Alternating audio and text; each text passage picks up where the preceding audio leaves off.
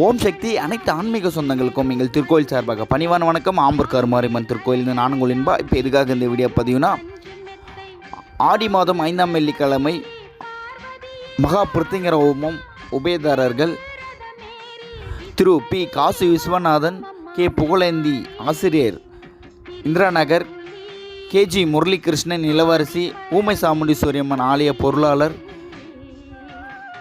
Om Sakthi Premamma, Om Sakthi நிக்கலம்மா, Thiru S Prabhakaran, Ragini, K Murugapandian Durga,